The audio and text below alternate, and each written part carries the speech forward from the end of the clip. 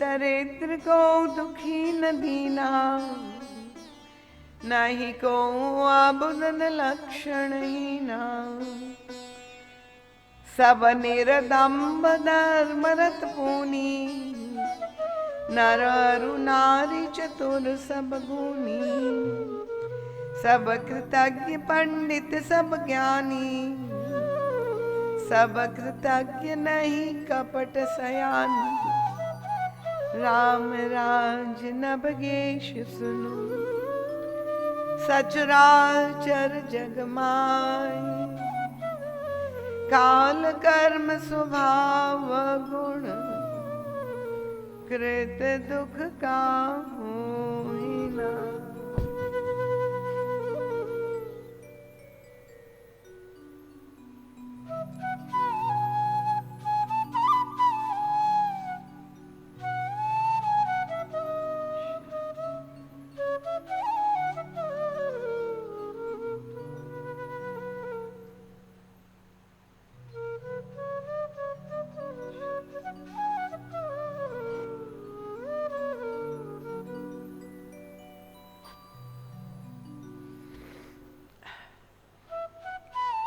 प्रभु की मंगलमय दिव्य नाम स्मरण के साथ सर्वप्रथम मैं अपने परमाराध्य प्रातस्मरणीय परम वंदनीय अर्चनीय श्री सद्गुरुदेव भगवान की अत्यंत कृपामयी मंगलमयी तेजोमयी आनंदमयी प्रकाशमयी ज्ञानमयी रसमयी दिव्य विराट उपस्थिति को यहाँ पर प्रत्यक्ष रूप से अनुभव करते हैं और श्री सद्गुरुदेव भगवान के परम कृपामय कल्याणप्रद कोमल पुनीत पाद पद्मों में अपनी प्रणति अर्पित करते हुए गुरु चरणारविंद में अंतर हृदय से नमन करती हूँ, कोटिशः वंदन दंडवत प्रणाम करती हूँ और यही अंतर हृदय से याचना करती हूँ आप ही का एक अत्यंत लघु यंत्र बनकर आप ही का संदेश सभी भक्तों के समक्ष रख सकूं, ऐसी बल बुद्धि विद्या और विवेक देने की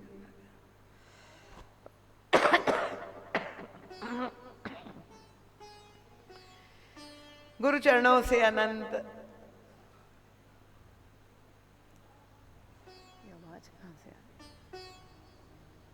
बोल रहा है पीछे देखो कितने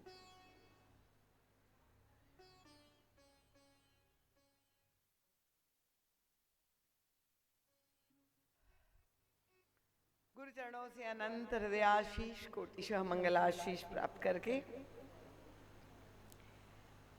इस पवित्र मानस ज्ञान यज्ञ इस वार्षिक अनुष्ठान में समुपस्थित गंगा तट निवासी सभी रामानुरागी कथा रसिक श्रद्धालु जिज्ञासु प्रबुद्ध एवं सुधी श्रोता महानुभाव वंदनीय मातृशक्ति, सुदूर से पधारे हुए सभी आगंतुक भक्त वृंद, आयोजक समिति के सभी सम्मानीय पदाधिकारी वृंद, सभी विशिष्ट विभूतियां जो यहाँ पर समुपस्थित है, नामी एवं अनामी, अग्रिम पंक्ति से लेकर अंतिम पंक्ति तक आप सबका हृदय से मैं बहुत बहुत स्वागत करती हूँ। सबके चरणों में बार बार नमन वंदन और प्रणाम करती हूँ।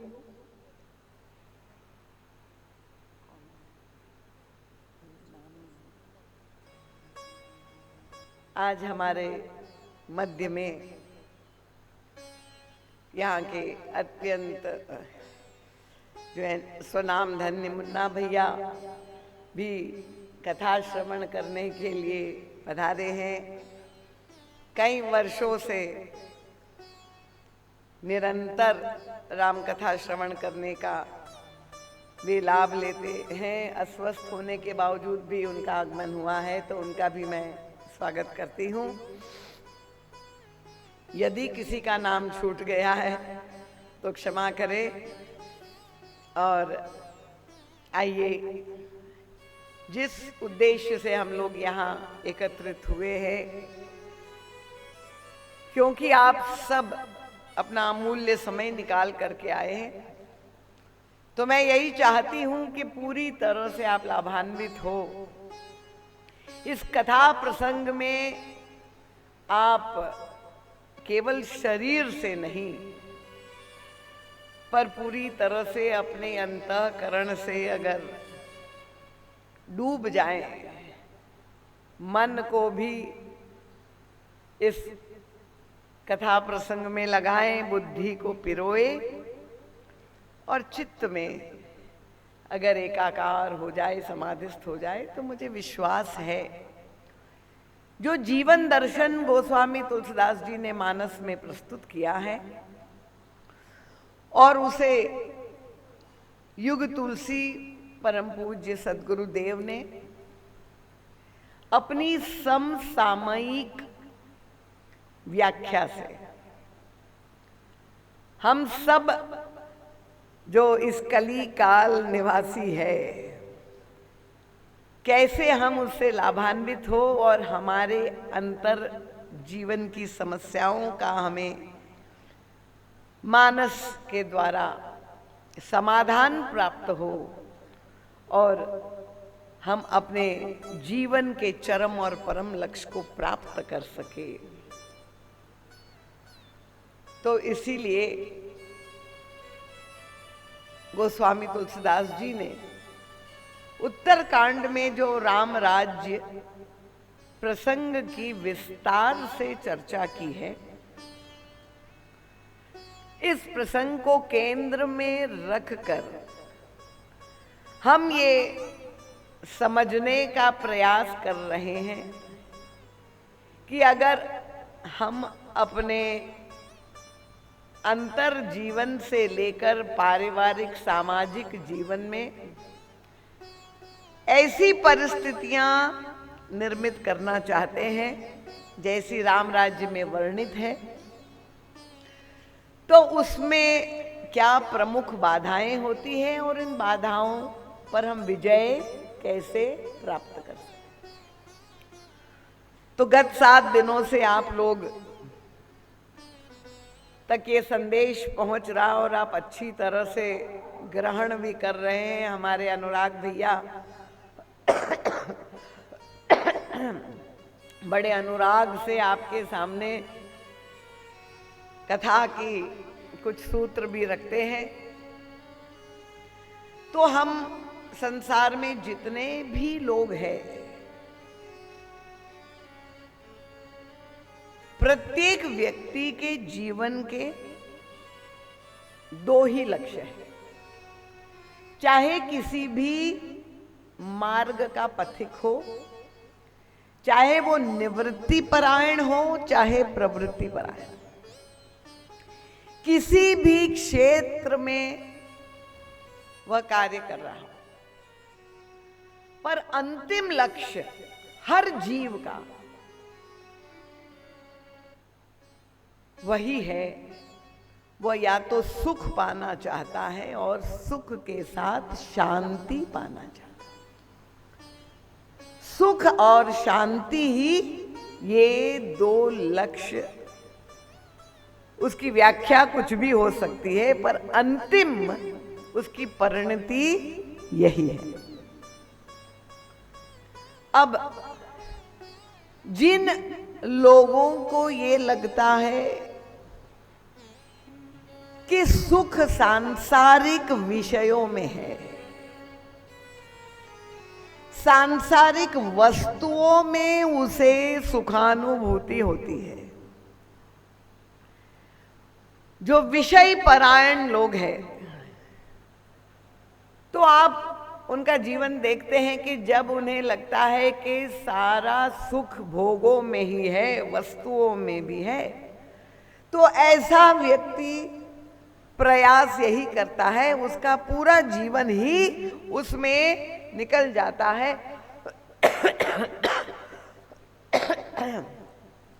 कि अधिक से अधिक मात्रा में वे सुख के संसाधन, सुख की सामग्री एकत्रित करे, और इसलिए उसकी सारी प्रवृत्ति उस दिशा में होती है, और वह इस प्रवृत्ति में उलझा भी रहता है, फंसा भी रहता है, और उसको तात्कालिक सुख भी मिलता है,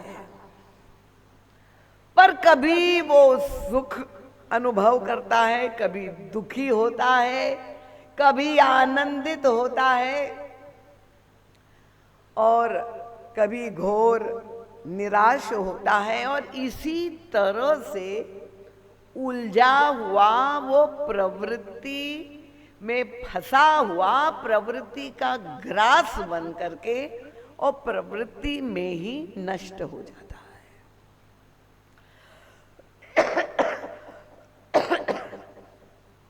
पर प्रश्न ये है कि प्रवृत्ति क्या बुरी है? क्या प्रवृत्ति का त्याग कर देना चाहिए? और तब रामचरितमानस का आश्रय हम लेते हैं। निवृत्ति का मार्ग निश्चित रूप से श्रेयस्कर मार्ग है, सारा शास्त्र का कथन है, पर ये सर्वसुलभ मार्ग नहीं है। सब लोगों के लिए संभव नहीं है कि वो घर परिवार प्रियजन सबका परित्याग करके और पूर्ण निवृत्ति में स्थित हो करके और वो आत्मबोध, तत्वबोध की और धन्यता की अनुभूति करें। अधिकांश लोग संसार के प्रवृत्ति परायण हैं, और प्रवृत्ति का जो आदर्श रूप है, क्योंकि मैं नित्यपति आपको ये स्मरण दिलाती हूं कि राम राज्य क्या है, ये प्रवृत्ति का चरमोत्कर्ष है।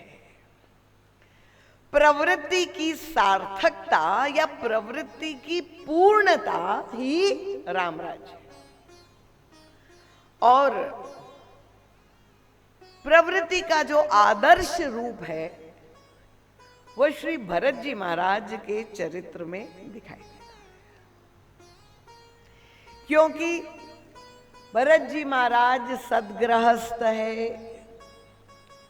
उन्होंने विवाह भी किया मांडवी से, पुत्रों का भी वर्णन मिलता है, वे राज्य का भी संचालन करते हैं, राजकुमार भी है, सारे दायित्वों का निर्वहन करते हैं। वे अपने नाना और मामा को भी प्रसन्न करने का प्रयास करते हैं। तो परिवार से लेकर के राष्ट्र के संचालन का गुरुतर भार जिस पर हो,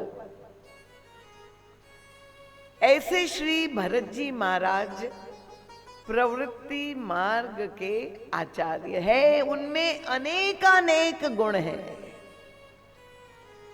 और उनके इस विलक्षण व्यक्तित्व का कुछ अंश भी हमारे जीवन में आ जाए, उनके गुणों की चर्चा करने का उद्देश्य तो यही है। हम एक दिन में भरत नहीं बन जाएंगे, पर अगर कुछ आंशिक गुण हमारे अंदर, हमारे जीवन में आ सके, तो भी हमें जीवन में धन्यता का बोध हो सकता है। तो अब भरत जी महाराज को तो प्रभु की प्राप्ति हो गई, पर एक विलक्षणता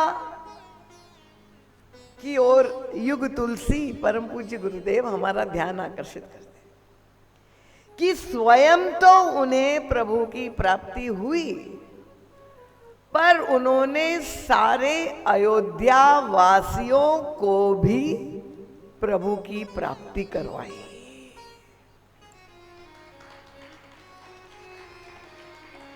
और उसका संकेत कानपुर वासियों को भी करा सकते। तालियों में करतल ध्वनि में क्यों आप कंजूसी कर रहे हैं?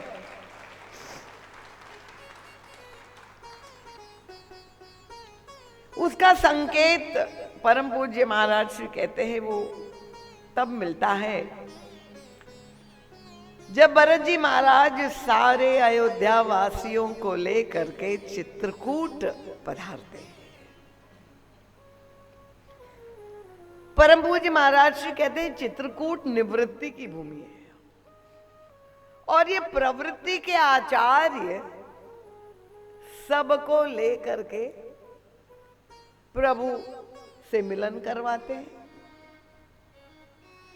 अब भरत जी महाराज के साथ तो बड़े बड़े साधक ही चल सकते हैं, जो तपस्वी हो, वैरागी हो। गोस्वामी तुलसीदास जी ने अपना कैमरा जब जुलूस जा रहा था तो देखा कि कौन कौन जा रहे हैं। तो गुरुजन जा रहे हैं, साधक लोग जा रहे हैं, अच्छे लोग तो जा रहे, प्रजावासी तो जा रहे, प्रेमी लोग जा रहे।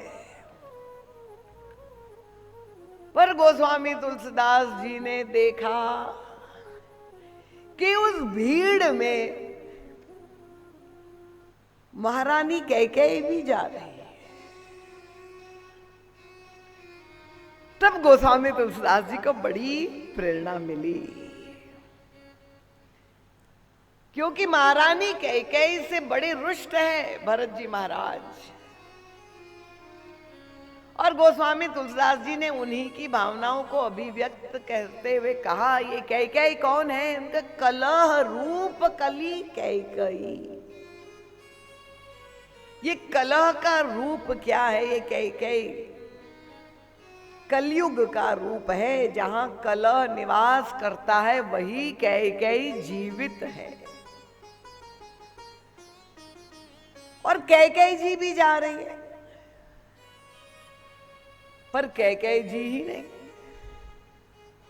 गोस्वामी तुलसीदास जी ने देखा कि पीछे पीछे वो मंथरा भी चली जा रही। और जब मंथरा को भी प्रभु की प्राप्ति करवाई भरत जी महाराज, तो गोस्वामी तुलसीदास जी प्रसन्न हो गए, निश्चिंत हो गए। अपने लिए उनको लगा मेरे मार्गदर्शक। यद्यपि आप जानते हैं गोस्वामी तुलसीदास जी महाराज की जीवनी आप लोगों ने पढ़ी है। आप में से अनेक लोग अनेक वर्षों से कथा सुन रहे हैं कि उनको प्रभु के दर्शन की प्राप्ति जो हुई वो तो स्पष्ट रूप से श्री हनुमान जी महाराज की कृपा से प्राप्त हुई। पर गोस्वामी तुलसीदास जी ने निर्णय कर लिया कि नहीं, मेरे आदर्श हनुमान जी का जो मार्ग है वो भी प्रभु की प्राप्ति करते हैं और बंदरों को कराते हैं, पर उनका मार्ग तो छलांग का मार्ग है। हनुमान जी भी एक यात्रा करते हैं, किष्किंधा से प्रारंभ हो करके और लंका तक वो यात्रा होती पूर्ण। महाराज जी कहते हैं निवृत्ति मार्ग के आचार्य हनुमान जी। विचित्र बात है, प्रवृत्ति की नगरी है लंका, निवृत्ति मार्ग के आचार्य को प्रभु ने क्या कार्य सौंपा कि प्रवृत्ति की नगरी लंका में जाकर शांति रूपा सीता की खोज करो। और प्रवृत्ति के आचार्य को कहा कि निवृत्ति की भूमि में जाकर के। ये बड़ा मानस का अद्भुत आना बाना है। और गोस्वामी तुलसीदास जी ने कहा, क्योंकि प्रभु ने तो घोषणा की है, जो नर होई चराचर द्रोही आवै सबई शरण तकी मोहि। मानस में और गीता में भी भगवान श्री कृष्ण कहते हैं, अपिचेत्सु दुराचारो भजन्ते माम अनन्य भाग साधुरेव सुमंतव्य। हमारे गीता मंदिर से जुड़ी हुई दीदी जी और उनके संगी भी पधारे हैं, गीता का सत्संग निरंतर करते रहे। तो भगवान कृष्ण ने भी ये संकल्प लिया है, घोर दुराचारी व्यक्ति भी अगर मेरी शरण में आता है तो उसको साधु बनाने का संकार्य मेरा दायित्व है।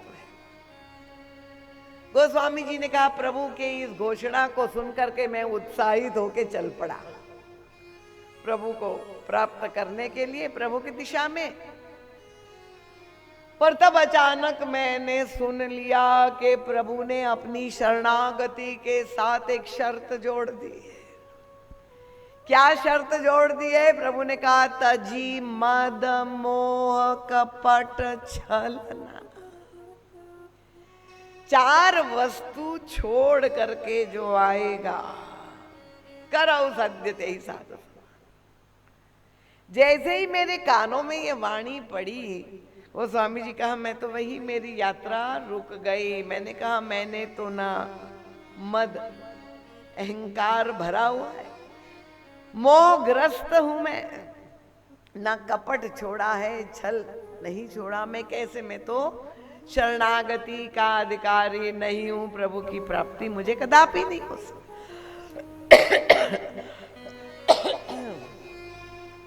और इसीलिए मैं लौटने लगा उल्टे पांव। जब मैं वापिस आ रहा था तो मार्ग में भरत जी महाराज मुझे मिल गए। भरत जी जा रहे थे प्रभु की ओर। प्रभु ने, भरत जी ने पूछा, क्या बात है, लौट क्यों रहे हो? प्रभु की दिशा में जा रहे थे, वापिस आ रहे हो? तो स्वामी जी ने कहा, महाराज मेरे लिए तो संभव नहीं है, मैं तो अधिकारी नहीं हूं, आई डू नॉट क्वालिफाई, मुझ में वो योग्यता नहीं है। और तब भरत जी ने कहा, क्या बात है, मुझे पूछा। मैंने कहा कि ये 4 वस्तुएं तो मैं छोड़ नहीं पाया हूं। और तब मेरे कानों में भरत जी महाराज ने एक महामंत्र फूंक दिया। क्या कहा उनका, वो सुन करके मैं इतना उत्साहित हो गया। भरत जी ने कहा, चलो मेरे साथ इस जुलूस में तुम भी सम्मिलित हो जाओ। क्या महामंत्र बता दिया उनका। प्रभु ने घोषणा अवश्य की है। देखिए, मैं आप लोगों को भी बता देती हूं, पर इसका मतलब यह नहीं कि आप उसका दुरुपयोग करें। प्रभु ने ये घोषणा भले की है कि ये 4 दोष, 4 विकार छोड़कर जो जीव मेरी शरण में आएगा, मैं उसको साधु बना दूंगा। पर प्रभु का जो श्री विग्रह है, परिपूर्ण होते हुए भी प्रभु के नेत्रों में एक कमी है। क्या कमी है? उनके प्रभु की आंखों में, जैसे आंखों के विभिन्न प्रकार के रोग होते हैं ना, तो नेत्र चिकित्सक के पास आप जाते हैं तो ये अलग अलग जो रोग होते हैं, गोस्वामी भरत जी महाराज ने गोस्वामी जी को कहा कि प्रभु के नेत्रों में एक कमी है। और वो क्या है? उनका प्रभु को दोष दिखाई ही नहीं देते, दोष देखने की दृष्टि ही नहीं है उनमें। तो वो कहाँ देखेंगे कि तुम मद मोह कपट छल छोड़ करके आए हो या लेकर के आए हो। इसमें आपकी तालियां बड़ी जोरदार थी, टोकना नहीं पड़ा, अपने मतलब की बात हो गई। और इसलिए भरत जी ने कहा, चलो। और चित्रकूट में प्रभु के सामने भी भरत जी महाराज, महाराज श्री की कोई व्याख्या काल्पनिक नहीं है। उनका कूर कुमति खल कठिन कलंकी, नीच निशील निरीस निशंकी, 10 प्रकार के अवगुणों से युक्त व्यक्ति प्रभु की शरण में चला गया। अब हम लोग तो आत्मनिरीक्षण करते हुए देख ले कि हम किस कैटेगरी में आता है। तेहु सुनी शरण सामुहे आए। वो प्रभु के सामने पहुंच गया, ऐसा 10 अवगुणों से युक्त व्यक्ति, और सुकृत प्रणाम किए अपनाए। जहां उसने प्रणाम किया प्रभु के सामने, प्रभु ने उसको अपना लिया। उनका देखी दोष कबहु न उर आने, सुनी गुण साधु समाज बखाने।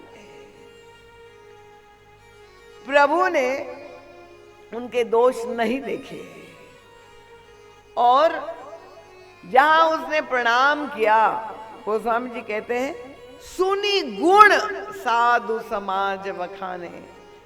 संतों ने जहां उसकी प्रशंसा करना शुरू कर दिया, प्रभु ने तुरंत उसको स्वीकार कर लिया। तो ये तो सिद्धांतवादियों को बहुत बुरा लगा, और जो साधक है जीवन भर भजन साधना करते हैं, उनके ऐसे अवगुणी व्यक्ति को प्रभु ने स्वीकार किया, तो क्या हमारा पूरा जीवन व्यर्थ है? महाराज श्री तो प्रभु से के पास पहुंच गए वार्तालाप। प्रभु से पूछा कि आपने तो केवल सुन करके मान लिया, जहां किसी संत ने प्रशंसा की और आप सामने जो देख रहे उसको आप प्रमाण नहीं मान रहे। प्रभु ने कहा वो भी तो मेरी शरण में सुन करके ही आया, उसने भी तो मुझे देखा नहीं, तो मैं भी उनकी गुण सुन करके उनको स्वीकार कर लेता। कितनी मीठी बात है।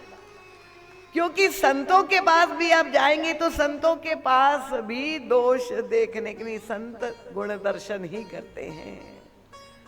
और इसलिए कोई भी प्रभु की शरण में आया तो संत जहां उसके जयकार करने लगे, प्रभु ने तुरंत ही कि मेरे प्रिय संत, और उसका प्रमाण मिलता है कि प्रभु ने सुग्रीव जैसे विषय परायण व्यक्ति, सारे अवगुणों से युक्त व्यक्ति, डरपोक, पलायनवादी, जिसमें काम क्रोध लोभ सबका अतिरेक है, उसको अपना मित्र बनाया है। कैसे बनाया? लक्ष्मण जी को तो बिल्कुल स्वीकार नहीं था, और इसलिए उन्होंने, लक्ष्मण जी ने तो प्रभु से, क्योंकि उनको तो ये अधिकार है प्रभु की सेवा में उनका, प्रभु आपने ऐसे व्यक्ति को मित्र बनाया। तो प्रभु ने कहा कि ये निर्णय मेरा नहीं है, भक्तिमती शबरी ने मुझे कहा था, पंपा सरही जाऊ रघुराइए, ता होई है सुग्रीव मिताई। तो मैं तो संतों की आज्ञा का पालन करता हूं, शबरी ने कहा इसलिए मैंने सुग्रीव को अपना मित्र बना दिया।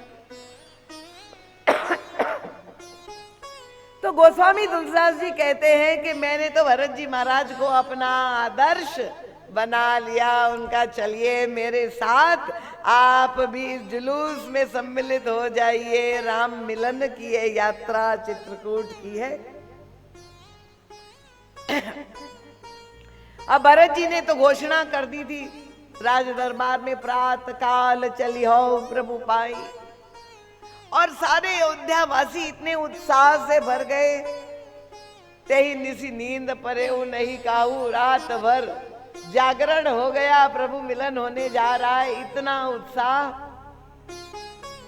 दूसरे दिन जब जाने की बात हुई तो प्रश्न उठा कि सब इतने उत्सुक थे, तो भरत जी ने सारे दरबार में प्रजा के सामने प्रश्न किया कि अगर सब चले जाएंगे तो अयोध्या में कौन रहेगा? क्योंकि इतनी संपत्ति जहां पर हो, ऐसा साम्राज्य हो, अगर कोई रखवाला तो चाहिए ना। कोई अगर रक्षक नहीं होगा तो रावण आकर के आक्रमण करके लूट के ले जाएगा। कोई भी राक्षस आक्रमण कर सकता। और तब भरत जी महाराज जिसकी ओर देखे, गोस्वामी जी ने कहा जय राखही रहू घर रखवारी, ते जाने जनु गर्दनवारी। जिसकी ओर भरत जी महाराज ने देखा, दुबे जी आप रुक जाइए अयोध्या में, तो बस उस व्यक्ति को लगा कि बस अब मेरा गला कट गया, मर गया, अब मैं तो जय वंचित हो जाऊंगा।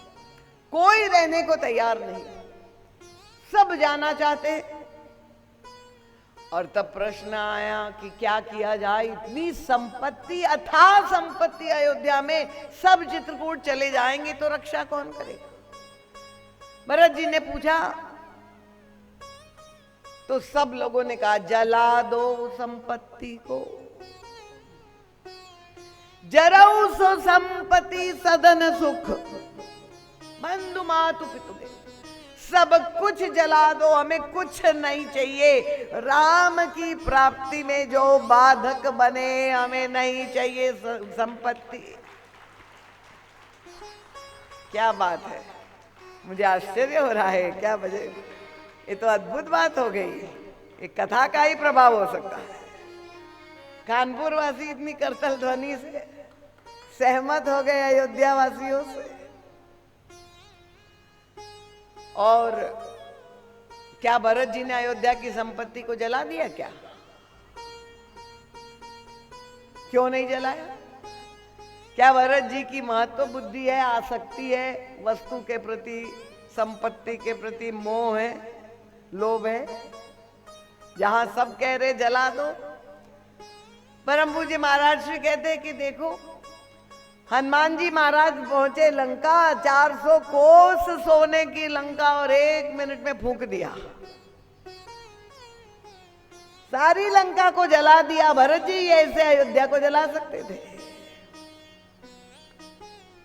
और भरत जी ने नहीं जलाया तो हनुमान जी भी सोच सकते थे कि इतना सोना जो लंका में है, अरे रावण का वध करके हम सब स्वर्ण ले जाएंगे अयोध्या में, भारत वर्ष के गोल्ड रिजर्व्स बढ़ जाएंगे, सोच सकते थे। पर ये दोनों आचार्य जो है, निवृत्ति के आचार्य और प्रवृत्ति के आचार्य ने ये दोनों मार्ग का आदर्श प्रस्तुत किया है। निवृत्ति का आचार्य अगर सोने की लंका जला देता है तो सार्थकता ही निवृत्ति की उसमें है। अगर उनके मन में आसक्ति हो तो उनकी निवृत्ति व्यर्थ है। पर ये प्रवृत्ति के आचार्य भरत जी महाराज ने, जब सब ने कहा जला दो, तो भरत जी ने कहा बात बिल्कुल ठीक है, आप कह रहे जला दो और मैं जलाने को तैयार हूं, पर अगर ये संपत्ति मेरी हो तब तो मुझे जलाने का अधिकार है। दूसरे की संपत्ति, रास्ते में चलते हुए किसी का घर दिखाए, ये देखो बहुत सुंदर है, हम कह रहे क्या सौंदर्य मिथ्या हो जाने वाला है, एक दिन तो धूल में मिल जाएगा, जला दो।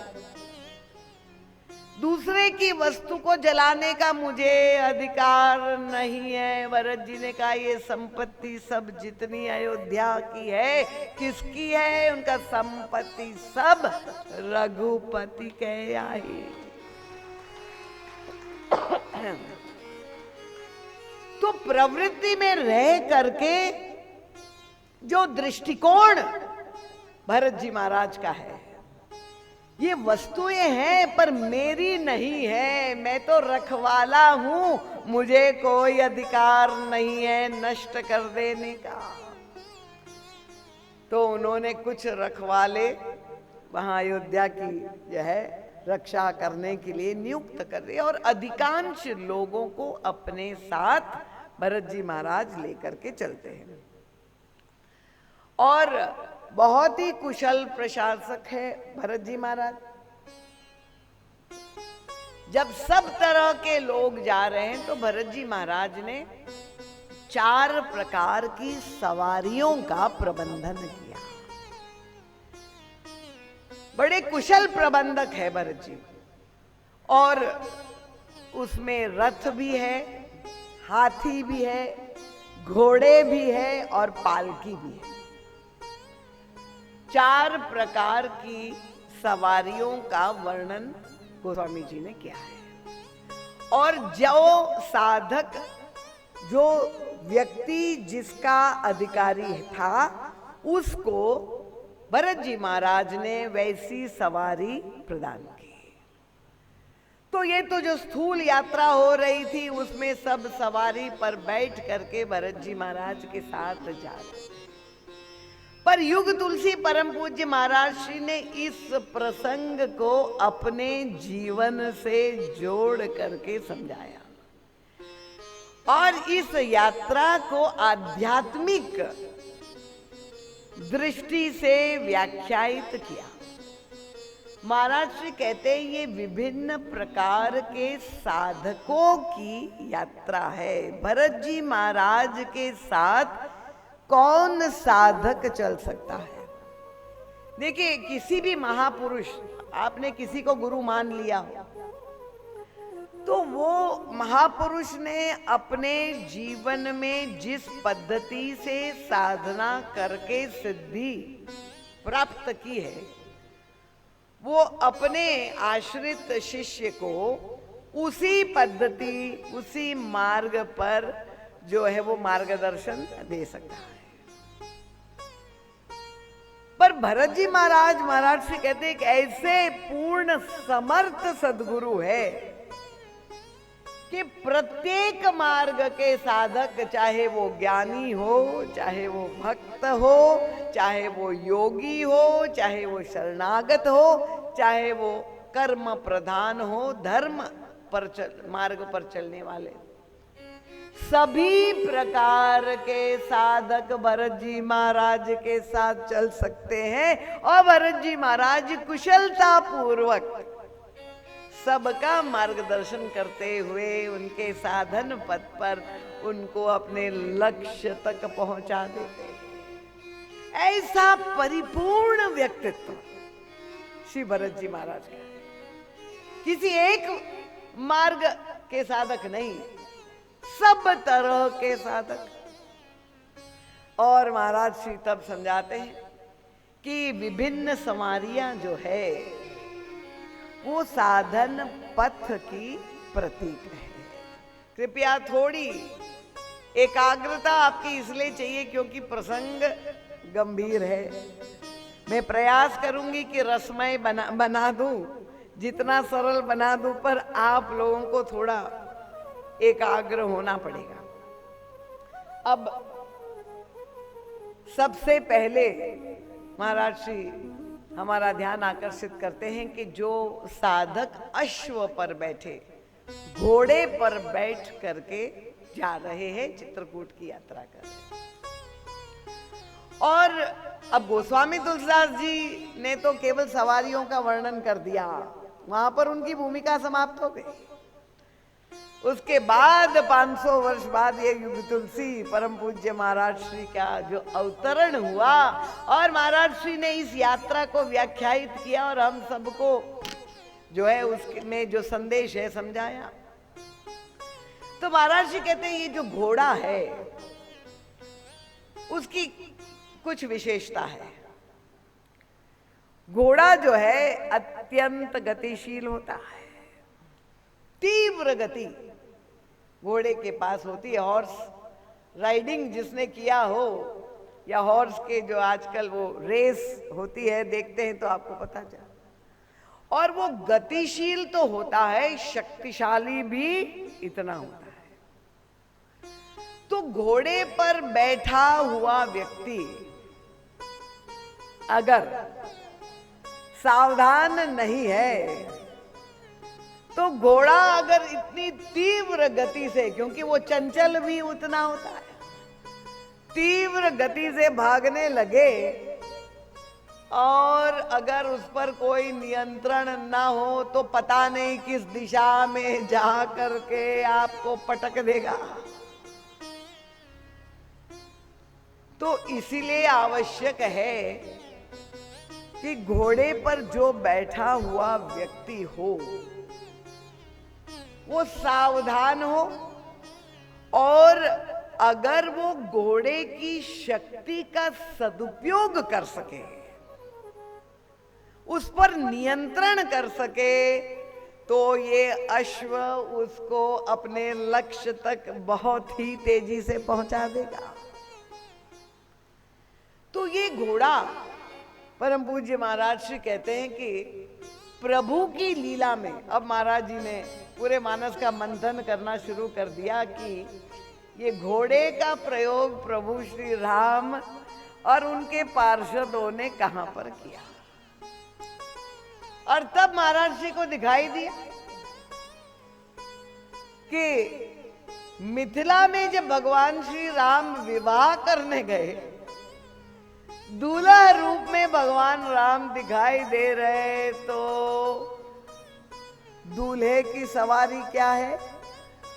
किस पर दूल्हा बैठ करके शादी करने जाता है? घोड़े पर बैठ करके जाता है। तो दिखाई दिया कि भगवान श्री राम स्वयं ही घोड़े पर सवार है।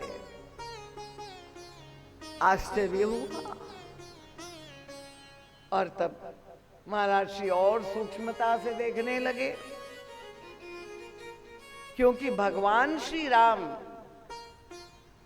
विवाह कर रहे हैं। देखिए, अब पहला अवतार है जिसमें प्रवृत्ति मार्ग और गार्हस्थ जन को स्वीकार किया है। तो जब विवाह कर रहे हैं तो इसका मतलब विवाह के द्वारा वो काम को भी स्वीकार कर रहे हैं। विवाह में आप जानते हैं कि कामदेव को महिमा मंडित किया जाता है। विवाह की रीति में भी, रिवाज में भी जो मंत्र लिखे गए, उसमें कामदेव की स्तुति की है। तो भगवान भी काम को स्वीकार करने जा रहे हैं।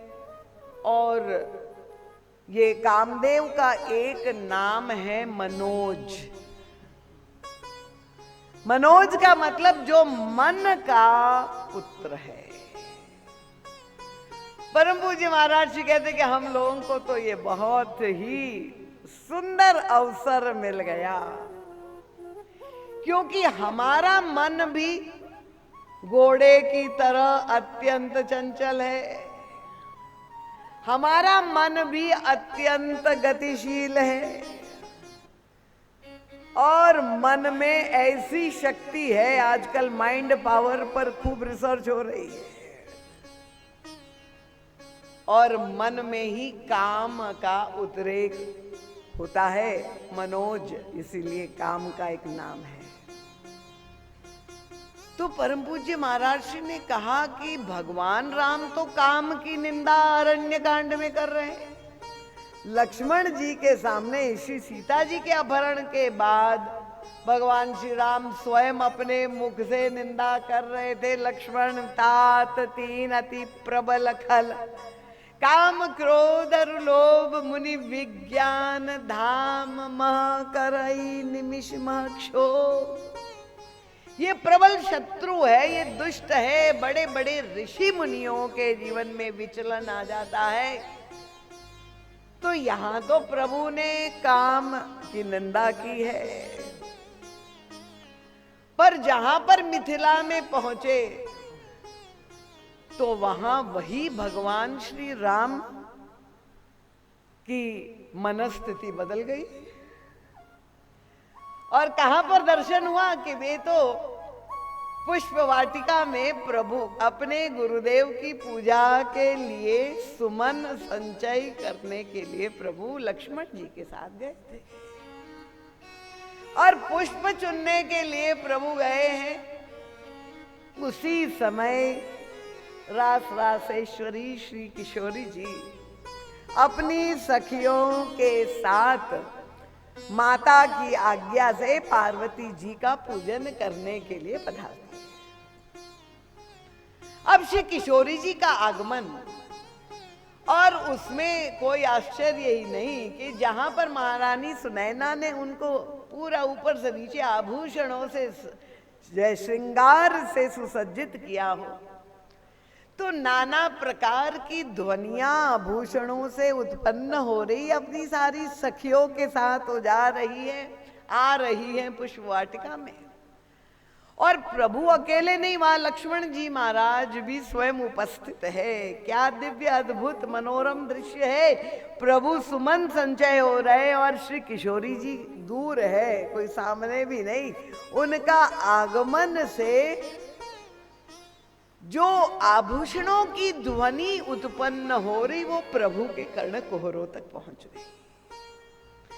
और वो ध्वनि जब पहुंच गई तो प्रभु को क्या लग रहा है, प्रतीति क्या हो रही है, वे लक्ष्मण जी को कह रहे।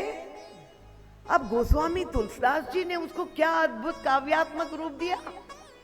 उनका बज क्या रहा है, कंकण किंकिणी नूपुर धुनी सुनी, मधुर मधुर ध्वनिया, कंकण किंकिणी नूपुर। पर प्रभु के कर्ण कोहरों में जब वो ध्वनि पहुंची और प्रभु कहते कहत लखन सन राम हृदय गुनी, लक्ष्मण बचाओ, रक्षा करो मेरी, बचाओ लक्ष्मण। क्या हो रहा है, लक्ष्मण जी प्रभु की ओर आश्चर्य से देख रहे हैं। उनका मानहु मदन दुंदुभी दीनी, मनसा विश्व विजय कह कीनी। कामदेव आ रहा है, लक्ष्मण नगाड़े बजाता हुआ आ रहा है, मुझ पर आक्रमण करने आ रहा है। उसके मन में ये संकल्प आ गया है कि मैं विश्व विजेता बन जाऊं और सारे संसार के एक एक व्यक्ति के ऊपर आक्रमण करने के स्थान पर राम पर हम आक्रमण कर दे और उनको हम पराजित कर दे तो मैं विश्व विजेता बंदे हो जाऊंगा। अब लक्ष्मण जी महाराज को जब उन्होंने कहा, लक्ष्मण जी महाराज बिल्कुल चुप्पी साधे हुए। प्रभु लक्ष्मण जी को कह रहे कामदेव आ रहा है, नगाड़े बजाता हुआ आ रहा है, मेरी रक्षा करो। और तब अभी कह ही रहे थे, जैसे ही प्रभु अभी अपने हृदय की भावनाओं, एक नया रस प्रभु के हृदय में हिलोरे लेने लगा। श्रृंगार रस का प्रादुर्भाव पहली बार प्रभु के हृदय में, ये विदेह वाटिका की लीला है, देह वाटिका में नहीं। मानहु मदन दुंदुभी दीनी, मनसा विश्व विजय कह कीनी। अस कही पुनिचित ही। अब प्रभु केवल सुना रहे थे लक्ष्मण जी को, इतनी देर में श्री किशोरी जी प्रकट हो गई सामने, चलती हुई सामने आ गई। और प्रभु क्या हो गए, सिय मुख शशि बहे नयन चकोरा। जैसे चकोर चंद्रमा का दर्शन करता है, प्रभु की आंखें चकोर हो गई और पूर्ण चंद्रमा का दर्शन जैसे श्री किशोरी जी के मुखमंडल का रसपान करते रहे। और फिर ये श्रृंगार रस से प्रभु के हृदय में काव्य भी उदित हो गया। कवि राम की एक दिव्य मनोहर झांकी, ऐसा रसमय प्रसंग। और केवल कवित्व नहीं, एक कलाकार भी बन गए। परम प्रेम मय मृदु मस कीनी, चारु चित्त भीति लिख ली।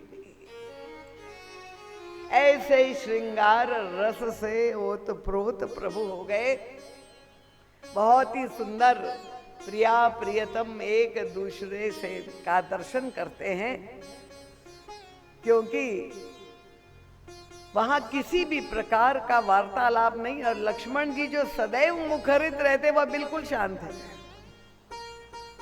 बाद में प्रभु ने लक्ष्मण जी से एकांत में पूछा, लक्ष्मण तुम मेरी सेवा में इसीलिए आए, मेरी रक्षा करने के लिए, और जब मैं तुम्हें मदद के लिए पुकार रहा था तब तुमने बिल्कुल चुप्पी साध ली।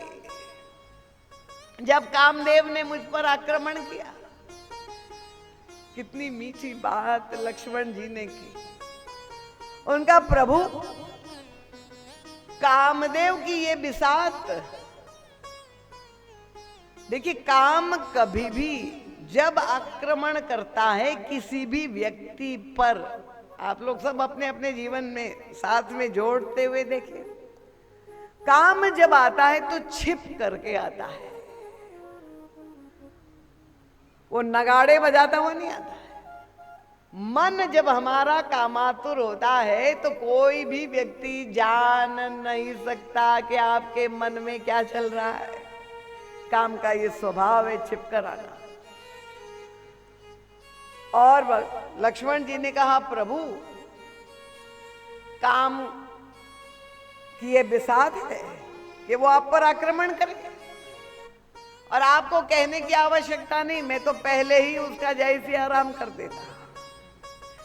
पर मैं इसीलिए चुप रह गया कि मैंने देखा कि काम ने भक्ति देवी के चरणों के नूपुर का आश्रय ले लिया है। तो मैंने कहा ये काम धन्य है, ये मारने योग्य नहीं है। और इसीलिए अब गोस्वामी तुलसीदास जी ने यहां काम और राम, देखिए बहुत अद्भुत समन्वय गोस्वामी तुलसीदास जी प्रवृत्ति मार्गीय लोगों को दिशा निर्देश दे रहे। क्रमशः आगे बढ़ करके पुष्पवाटिका की लीला के पश्चात धनुष यज्ञ की लीला दूसरे दिन हुई। और धनुष यज्ञ में भी जब सारे राजकुमार बैठे हुए थे, प्रभु विराजमान थे, अब धनुष तोड़ना है और किशोरी जी का आगमन फिर होता है यज्ञ मंडप में। और श्री किशोर जी अपनी सखियों के संग जब एक तरफ विराजमान है और प्रभु को आसन दिया है महाराज जनक ने, अब किशोरी जी के नेत्र ललायित हो रहे हैं अपने प्रियतम का दर्शन, क्योंकि पुष्प वाटिका में तो भये विलोचन चारे व चंचल, वो स्नेह निवेदन हो गया था, पर अब प्रभु को दर्शन करने के लिए व्याकुल हो रही, अपने प्रियतम को देखने के लिए। पर मर्यादा का प्रश्न है, सारे गुरुजन हैं, पिताजी है, तो कैसे सीधे आजकल की कलयुगी दुल्हन तो है नहीं। और तब गोस्वामी जी ने कहा, प्रभु ही चितव पुनि चितव मही। देखिए दृष्टियों का गोस्वामी तुलसीदास जी कैसे प्रभु का दर्शन किया जाता है, कितनी विभिन्न दृष्टियों का श्री सीता जी ने प्रयोग किया है। उनका प्रभु ही चितव पुनि चितव मही, राजत लोचन लोल खेलत मनसिज मीन जुग विदु मंडल, विदु मंडल दो जनु विदु मंडल दो। उनका पहले ऊपर देख रही है, फिर नीचे संकोच के मारे सीधे नहीं देख सकती, पर अब नेत्रों में इतनी लालसा है, इतनी प्यास है प्रियतम का सुंदर, रोक नहीं पाती, फिर ऊपर देख लेती उनकी दिशा में, फिर नीचे नेत्र। उनके नेत्र इतने चंचल हो रहे। तुलसीदास जी से पूछा कि बताइए आप इतने कवि श्रेष्ठ है, कोई उपमा दीजिए कि नेत्र किशोरी जी के कैसे लग रहे हैं। उनको ऐसा लगता है कि काम क्रीड़ा में दो मछलियां अटखेलियां कर रही है। खेलत मनसिज मीन जुग जनु विदु मंडल, दो मछलियां प्रेम क्रीड़ा में इतनी चंचल हो रही है, वैसे श्री किशोरी जी के नेत्र की पुतलियां चंचल हो रही है प्रभु का दर्शन। तो महाराज जी कहते देखिए, वो काम अभी तक तो चरणों के नूपुर में था, इतना महिमा मंडित हो गया कि अब नेत्रों में प्रवेश कर गया श्री किशोरी जी के। अपग्रेड, इतना महिमा मंडित कर दिया। पर पराकाष्ठा क्या हुई? पराकाष्ठा तब दिखाई दी कि जब अब विवाह की निर्धारित तिथि आ गई और प्रभु एकांत में अपने माथे पे दूल्हा का जो है श्रृंगार मौर होता है सारा सुसज्जित हो करके और विवाह मंडप विवाह में जाने के लिए प्रस्तुत हो रहे थे। अचानक उस एकांतिक रूप महाराज श्री ने सुन लिया। देखिए एक स्वर हुआ। प्रभु को लगा कि मैं अकेला हूं या कौन बोल रहा है, और तब किसी स्वर ने कहा, प्रभु आप विवाह करने जा रहे हैं तो आपको अश्व की घोड़े की आवश्यकता है। तो प्रभु ने देखा कौन है यहाँ। पीछे कामदेव स्वयं खड़े थे और कामदेव ने कहा, प्रभु आपको घोड़े की जरूरत है, अगर आप आज्ञा दे तो मैं ही अश्व बन करके आपकी सेवा में आ जाता। और गोस्वामी तुलसीदास जी ने कहा, जनु बाजी वेश बनाई मनसिज राम हित अति सोई, आपने बैबल रूप गुण गति सकल भुवन विमोही। कोई साधारण घोड़ा नहीं, ऐसा सुंदर घोड़ा चमचमाता हुआ और ऐसी गति। जनक के द्वार पर प्रभु उस घोड़े पर बैठे हुए और उस घोड़े को नचा रहे और ऐसी थिरकन घोड़े की कि सारे लोग जो देख रहे उनके अंतःकरण में सम्मोहन हो रहा है, आकर्षण हो रहा है। अब कानाफूसी होने लगी कि ये घोड़ा आया कहां से। किसी ने कहा अयोध्या से आया, महाराज दशरथ लाए। तो जो अयोध्यावासी बाराती आए थे उन्होंने तो कहा, नहीं हमारे साथ तो नहीं आया। क्योंकि रास्ते में जब बारात आ रही थी सारे लोग दर्शन कर रहे थे और इतनी दिव्य बारात, सबने पूछा कि ऐसी विलक्षण बारात पर दूल्हा कहाँ है। उनका दूल्हा तो पहले से ही ससुराल में बैठा है। महाराज श्री कहते, तत्वतः ब्रह्म ही आज जो दूल्हा बना हुआ है। बहुत सांकेतिक व्याख्या है पर मैं नहीं ले जाऊंगी उस दिशा में आपको।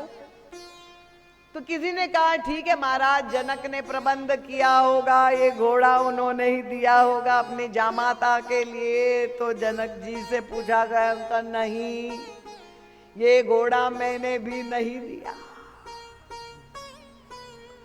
और उस समय गोस्वामी तुलसीदास जी महाराज खड़े हो गए।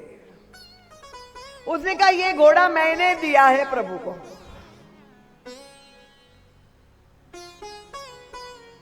और वे हम सारे संसार वासियों को सबको निमंत्रण दे रहे हैं। महाराज श्री कहते हैं, ये घोड़ा जो मन का प्रतीक है, जो मना प्रधान साधक है, और जिनको ऐसा लगता है कि ये काम हमारे मन को परेशान किए हुए है, इस काम रोग से हम ऊपर नहीं उठ पा रहे हैं, हमारा मन कामातुर रहता है। उनका अगर आपको ऐसा लगे कि आप अपनी समस्त प्रयास के बाद भी अपने मन की काम वासना पर नियंत्रण नहीं कर पा रहे, तो आज अवसर है। सारे कलयुगी जीव हम सबको बुलाते हैं, प्रभु को घोड़े की जरूरत है, वो दूल्हा बनने जा रहे हैं। और अगर आपके पास ऐसा चंचल मन है तो प्रभु को सौंप दीजिए, वो उस पर सवार हो जाएंगे। आपका मन रूपी घोड़ा धन्य हो जाएगा। अब आप देखिए, प्रभु उस घोड़े को नचा रहे हैं और सारे दर्शनार्थी धन्य हो रहे हैं। भक्त लोग तालियां बजा रहे हैं, बहुत ही अच्छा हुआ, इसने बहुत दिनों तक हमको नचाया। पर सिद्धांतवादी लोग तो पहुंच गए प्रभु के पास और प्रभु से पूछा कि प्रभु, गोस्वामी जी से भी प्रभु से लोगों ने प्रश्न पूछा कि आपने ये अनर्थ क्या कर दिया। एक और शास्त्र में कहा गया, जहां राम तहां काम नहीं, जहां काम नहीं राम, तुलसी कतहु न रह सकी, रवि रजनी एक ठाऊं। राम और काम अनादि काल से एक दूसरे के विरोधी है। जहां राम है वहां काम को स्थान नहीं, और जहां काम होता है वहां राम भजन नहीं। ये क्या आपने अनर्थ कर दिया कि राम और काम को एक साथ प्रस्तुत कर दिया। ये नया दर्शन गोस्वामी तुलसीदास जी का कई शास्त्रों में आपको नहीं मिल सकता है। ये रामचरितमानस का दर्शन। और तब कितनी बड़ी बात गोस्वामी तुलसीदास जी ने जो वर्णन किया है, उस समय उस घोड़े का, उसमें केवल दूल्हे का वर्णन नहीं किया है। गोस्वामी जी कहते हैं, जनु बाजी वे शब्दों पर आप अगर ध्यान दें और मानस को उतनी अंतराल में बैठ करके समझने का प्रयास करें। जनु बाजी वेश बनाई मनसिज राम हित अति सोई, आपने बयबल रूप गुण गति सकल भुवन विमोहि। उसके बाद प्रभु गोस्वामी तुलसीदास जी उस घोड़े का श्रृंगार का वर्णन करते हैं। वो कहते जगमगत जीन जराव ज्योति सुमोति मणिमाणिक लहे। घोड़े के ऊपर जो जीन होती है उसका भी वर्णन करते हैं। जगमगत जीन जराव ज्योति सुमोति मणिमाणिक लहे। और कहते किंकिणी ललाम लगा ललित लगाम बिलो की सूर नर मुनि ठगे। घोड़े का वर्णन, उसके ऊपर की जीन का वर्णन और फिर वो लगाम का वर्णन। ऐसा वर्णन करने का क्या मतलब है, ये तो युग तुलसी ही समझ पाए। और तब परम पूज्य महाराज श्री ने हम सबको वो दृष्टि दी कि निश्चित रूप से घोड़ा है काम और उस पर सवार है श्री राम। पर आपने देखा नहीं कि श्री राम की हाथ में है लगाम। और ये लगाम, क्योंकि अगर घोड़े पर नहीं होगी तब तो ये घोड़ा अनर्थ करेगा, पर ये लगाम जब राम के हाथ में हो जाएगी तो फिर काम से डरने का कोई भी प्रश्न नहीं। अब प्रभु के इशारे पे काम नाच रहा है।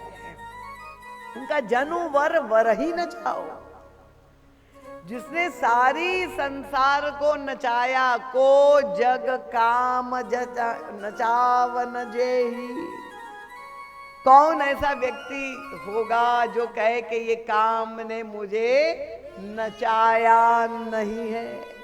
और हम लोग नाचते ही रहते हैं काम के इशारे पे। कलयुग में तो ये दृश्य रोज दिखाई देता है। तो अगर आपका काम, मन काम के वशीभूत है, आपके कंट्रोल में नहीं है, गोस्वामी जी कहते ऐसे मन को आप राम के हाथ में सौंप दीजिए। राम के हाथ में लगाम जब आ जाएगी तो काम की समस्या का समाधान राम कर देंगे, श्री राम कर। तो यहां पर तो काम को लगाम के द्वारा राम ने जो है नियंत्रित कर दिया, अपने बस में कर लिया। पर जब ये घोड़े पर श्री राम बैठे हुए थे और सब दर्शन कर रहे थे। सारे देवी देवता भी आए थे। वहां भी एक बहुत रसमयी संवाद मिला जो हम सबके लिए बड़ा प्रेरक है। अब सभी देवता दर्शन कर रहे थे प्रभु के भुवन मोहन सौंदर्य, और सबको लग रहा था कि आज नेत्र की कलशी कम पड़ गई। जहां रूपामृत का समुद्र प्रकट हुआ है तो पात्र भरने का छोटा पड़ गया। अब कौन कौन दर्शन कर रहा है? तो सबसे पहले क्या दिखाई दिया? चतुरानंद जी, ब्रह्मा जी जो है बड़े प्रसन्न होकर के आए कि मेरी बनाई हुई सृष्टि में आज विवाह होने जा रहा है प्रभु का। और ब्रह्मा जी आप जानते नाम है चतुरानन। चतुरानन के 4 सिर है और 8 नेत्रों से वे प्रभु का दर्शन कर रहे थे, दूल्हे राम का। तो गोस्वामी तुलसीदास जी बैठ गए चतुरानंद जी की आंखों में कि कैसा लग रहा है, हमारे पास तो 2 ही नेत्र, 8 नेत्र वाले 4 गुना जहां पात्रता हो रूप पान करने की। और जब उनको देखा तो वो बड़ा पश्चाताप कर रहे थे। ब्रह्मा जी 8 नैन जानी पछिताने, केवल 8 नेत्र है और इतना सौंदर्य का अमृतमय रस, पर तेरे पास पात्र नहीं भरने का। अब वो उनके ही पीछे इठलाते हुए देखा सेनापति जी कार्तिकेय जी। और कार्तिकेय जी आप जानते षडानन जी के कितने सिर? 6 सिर। बहुत अच्छा, चैतन्य श्रोता। और 6 सिर में कितनी आंखें? 12 आंखें। गणित में बिल्कुल कुशल है आप लोग। अब 12 नेत्र से वे दर्शन कर रहे हैं दूल्हा राम का। और तब उनको क्या लग रहा है? ब्रह्मा जी के ठीक पीछे थोड़ी स्पर्धा वाले हैं षडानंद जी। उन्होंने कहा, गोस्वामी जी ने देखा उनको क्या अनुभव हो रहा है। उनका सुर से नप उर अधिक उछाहू, बड़े प्रसन्न हो गए। क्यों? विधि ते ड्योढ़े लोचन लाओ। ब्रह्मा जी से आज मैं ड्योढ़ा हूं, मेरे पास 12 नेत्र है, मैं आगे बढ़ गया। ठीक है, अब तो होड़ लगी हुई है नेत्रों की। तो दिखाई दिया गोस्वामी जी का कैमरा घूम रहा है, पीछे पंचानन खड़े हैं भगवान शंकर।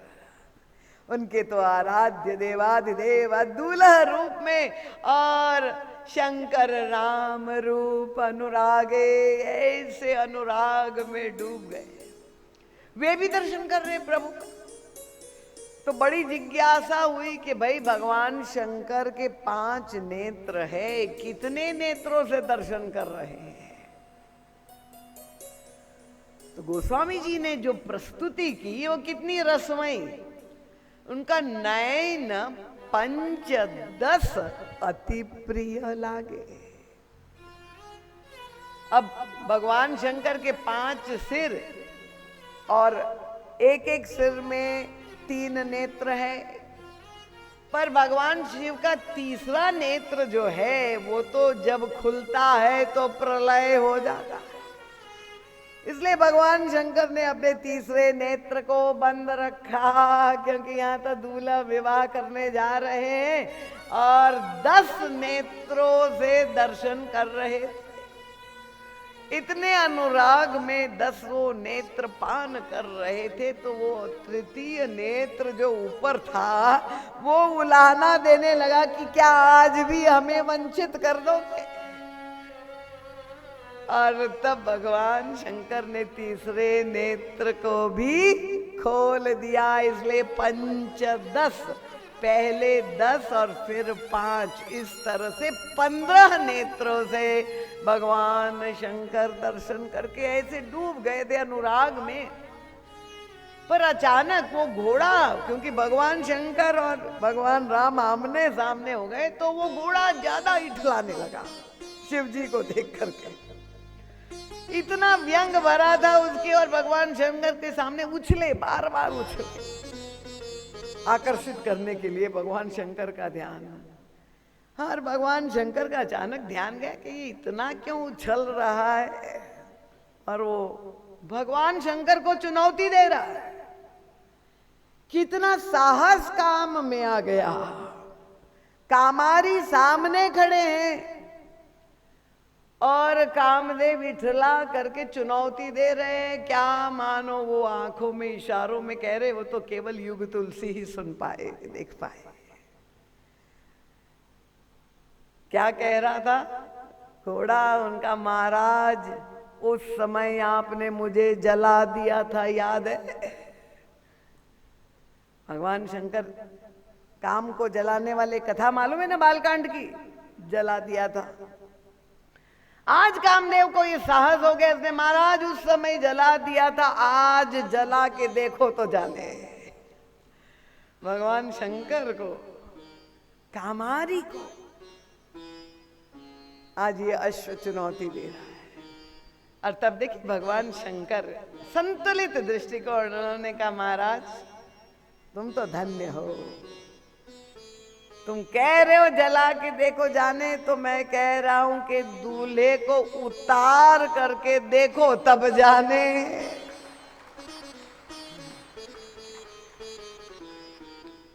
उनका आज काम पर राम सवार है, तो आज तुम धन्य हो गए। आज मैं तुम्हें नहीं जलाऊंगा। तो काम की धन्यता, काम देखिए भगवान शंकर ने यद्यपि काम को जला दिया था, फिर बाद में विवाह तो हुआ था, और भगवान शंकर ने करई विविध विधि भोग विलासा, गणन समेत बसौ कैलाशा, हर गिरजा विहार नित नयऊ, यही विधि विपुल काल चल गए। हमारा जीवन दर्शन ये नहीं है एकांगी। भगवान शंकर ने श्रृंगार रस को स्वीकार किया और विहार लीला भी की है। काम को उन्होंने जला दिया था जब वो उन्हें राम के विमुख बना रहा था। उनको समाधि में से जब निकाला तब उसको जला दिया, पर अंत तो गत्वा उसको भी धन्य किया। तो भगवान शंकर ने काम को जला दिया, भगवान राम ने अश्व पर बैठ करके उस पे लगाम के द्वारा नियंत्रित किया। पर श्री भरत जी महाराज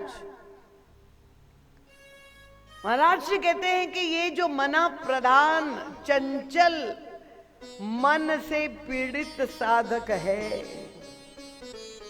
वे भी भरत जी महाराज के साथ चले। क्यों? क्योंकि विवाह में जब बारात अयोध्या से चली तो महाराज दशरथ ने ये कार्य भरत जी को सौंपा कि सारे अश्व जितने भी है वो सब घोड़ों को तैयार करके बारात में ले जाना है। और भरत जी महाराज, गोस्वामी जी लिखते, भरत सकल साहनी सुहाए, सारे घोड़ों को तैयार किया, उनका श्रृंगार किया। और ये जो इतने चंचल घोड़े थे, भरत जी महाराज ने जहां उनको स्पर्श किया, भरत जी महाराज का मन इतना प्रशांत है कि केवल छू दिया और वह चंचल मन उनके बस में हो गया। वो अश्व शांत हो गया, उसकी चंचलता समाप्त हो गई। और भरत जी महाराज ने केवल उसको शांत ही नहीं कर दिया,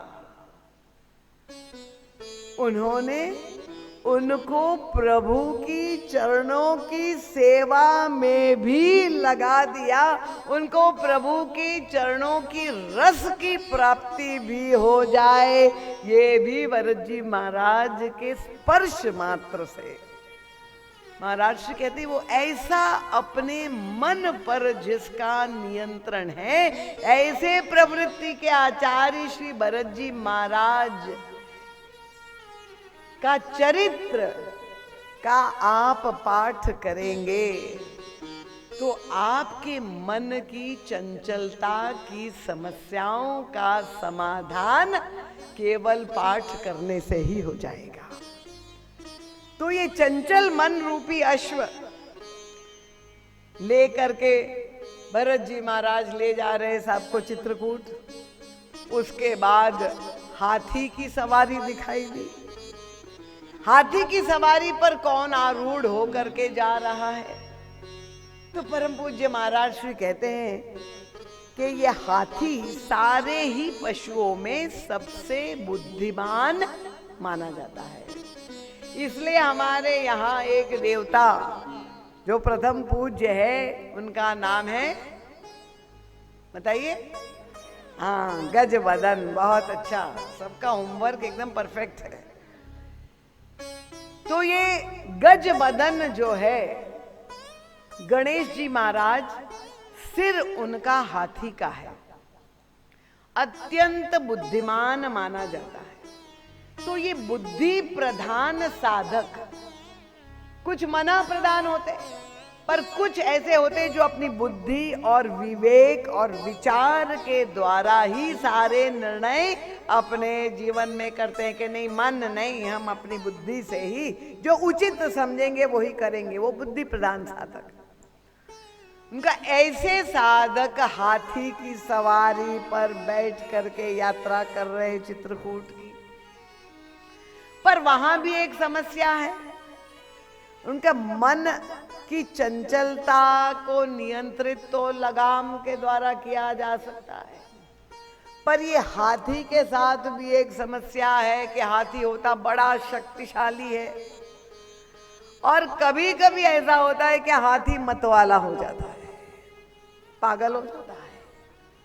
उसके सिर पर से मद का स्राव होता है और जब वो पागल हो जाता है तब उसको नियंत्रित कैसे किया जाए, क्योंकि कोई लगाम नहीं है। महाराज जी कहते हैं बुद्धि प्रधान व्यक्ति भी कभी कभी मतवाले हो जाते हैं और तब उनको नियंत्रित कैसे किया जाए। उनका कि हाथी पर बैठता एक पीलवान और पीलवान के हाथ में होता है अंकुश, और जब वो पागल होता है, मद का स्राव उसके सिर में से हो जाता है, वो पीलवान तब वो जोर जोर से अंकुश से उसके माथे पे प्रहार करता है उसको नियंत्रित करने के लिए। तो महाराज जी कहते देखिए, ये गजवदन गणेश जी महाराज कि 4 आयुध उनके 4 हाथ में आप देख लीजिए, उसमें एक आयुध है अंकुश। और ये बुद्धि के देवता हमें इंगित करते हैं, क्योंकि बुद्धि का ये स्वभाव है। अगर सीधे मार्ग पे चले तो बड़ी अनुकूल, पर अगर यही बुद्धि उल्टी चलने लगे, गलत दिशा में चले। महाराज श्री वो संस्मरण सुनाया करते थे, जो है सिकंदर और पुरु की युद्ध का। जब आक्रमण हुआ और पुरु को कहा गया, हाथी उनको दिया, विदेशियों ने भारत पर जब आक्रमण किया, उन्होंने पहली बार हाथी देखा था तो कहा कि आप इसको स्वीकार करें। उन्होंने कहा नहीं, हम नहीं बैठेंगे। क्यों? उनका इसके पर लगाम कहाँ है? उनका इस पे लगाम नहीं होती है, तो कि जिस पर लगाम नहीं, हम ऐसे जो है उस पर सवारी पर नहीं बैठते। और फिर क्या हुआ युद्ध में, जब सामने से आक्रमण हुआ, दो जो हाथी थे, वो आक्रमण जब सामने हुआ तो वो हाथी पीछे की ओर भागे, और जब भागे पीछे तो जितनी हाथियों की सेना थी वो आपस में दब करके मर गए। तो महाराज जी कहते हैं कि ये बुद्धि रूपी हाथी भी जब उल्टी चलती है तो वो अपना ही विनाश कर देती है। इसलिए बुद्धिमान व्यक्ति वो है जो अंकुश स्वयं दूसरे के अनुशासन की आवश्यकता नहीं, स्वानुशासन स्वयं अंकुश अपने हाथ पर धारण। पर होता यही है, बहुत सुंदर दृष्टि संस्मरण महाराज जी सुनाया करते थे। बहुत ही बुद्धिमान पंडित जो है, क्योंकि पुराने काल में अपनी विद्वत्ता बुद्धिमत्ता को प्रमाणित करने के लिए शास्त्रार्थ हुआ करता है, तो वो पंडित सब जगह जा करके सभी मठों पे शास्त्रार्थ करके जो है उसने कीर्तिमान सबको पराजित कर दिया। लौट करके आया बनारस, इस वास्तविक घटना है। अपने गुरुदेव के पास आया, प्रणाम किया। गुरुदेव ने कहा मैंने तो सुना कि तुमने सर्वत्र विजय प्राप्त की है, सबको अपने तर्कों से जो है खंडन मंडन करके सबको परास्त कर दिया शास्त्र में। तो शिष्य ने कहा जी गुरुजी सबको परास्त कर दिया, बस आप ही बाकी हैं। ये है हाथी का मतवाला हो जाना। और उसका सबसे सुंदर दृष्टांत मानस में अगर कोई है वो है रावण का चरित्र, जहां 10 सिर है, बुद्धि का अतिरेक है, पर जिन जिन के मन में अभी भी रावण के प्रति श्रद्धा भाव रह गया हो तो पहले मैं क्षमा याचना कर दूं। जो रावण के भक्त है कोई यहां बैठे, हाथ ऊपर करे। डर के मारे नहीं कर रहे क्या? एक हाथ कर रहा है क्या? रावण की हम निंदा क्यों करते? 10 शीश होकर हमसे 10 गुनी बुद्धि, 20 भुजा, जहां इतना बड़ा बाहुबली हो। पर जब हम वो सारी प्रसंगों में अंतरंग में दृष्टि डालते हैं कि रावण की ये समस्त उपलब्धियां किस काम आई, इतना बड़ा साम्राज्य सोने का, इतना विस्तार प्रवृत्ति का, पुरुषार्थ का, सब सोने की लंका। पर आप देखिए रावण के जीवन में साधना का भी क्रम, तपस्या का घोर परिचय वहां भी मिलता है जब रावण के सामने ब्रह्मा जी और भगवान शंकर दर्शन देने के लिए प्रकट होते, और स्वयं भगवान शंकर और ब्रह्मा जी रावण के सामने प्रकट और कहा वत्स आंखें खोलो, हम प्रसन्न हैं, क्या चाहते हो मांगो। अब कल्पना कर लीजिए आपके सामने भगवान खड़े हैं और आपसे कह रहे मांगो वर। सब अपने अपने मन में अब सोच लीजिए क्या क्या मांगना है। अब रावण के सामने जब खड़े हुए तो रावण ने आंखें तो खोली, पर उसकी आंखों में चिंता की रेखा दिखाई दी महाराज श्री को। क्यों चिंतित हो गया? भगवान शंकर की उपासना की थी, वो प्रकट हुए। पर महाराज जी ने पूछ दिया रावण से, सबसे वार्तालाप करते, क्यों चिंतित हो महाराज? उन्होंने कहा मैंने बुलाया एक को, ये 2 क्यों आ गए? शिव जी को बुलाया था, ब्रह्मा जी भी साथ में आ गए। क्यों आ गए ब्रह्मा जी? जहां शंकर जी जाने लगे तो ब्रह्मा जी ने कहा महाराज कहाँ जा रहे हैं? उनका मेरा चेला तपस्या कर रहा है, उनको वरदान। उनका नहीं, आपको अकेले नहीं, मैं साथ में चलता हूं। आप तो ऑर्डर दानी हो, जहां भी जाते हो तो जो है तथास्तु कर देते, मैं भी चलूंगा। ठीक है, प्रभु ने कहा। रावण चिंतित हो गया शुरू में कि ये 2 आ गए, क्या मतलब हुआ? बुद्धि के देवता ब्रह्मा जी आ गए। पर थोड़ी देर में ही समाधान उसको मिल गया। उसने कहा कोई चिंता की बात नहीं। क्यों? मन ही मन तर्क कर रहा है। जब देख रहा है, महाराज जी कह रहे दृश्य देखिए कितना अद्भुत है। एक और 10 शीश बैठा है, 10 सिर है रावण के, और उनके ठीक सामने 9 सिर खड़े हैं। 9 सिर और 10 सिर आमने सामने है लंका के रणआंगन में। 9 सिर कैसे? चतुरानन के 4, पंचानन के 5, 4 और 5 9 हो गए। यहाँ 9 सिर, यह 10 सिर। रावण को उत्तर मिल गया। इसने कहा कोई चिंता नहीं, एक सिर मेरे पास ज्यादा है, मैं उनसे भी ज्यादा बुद्धिमान हूं।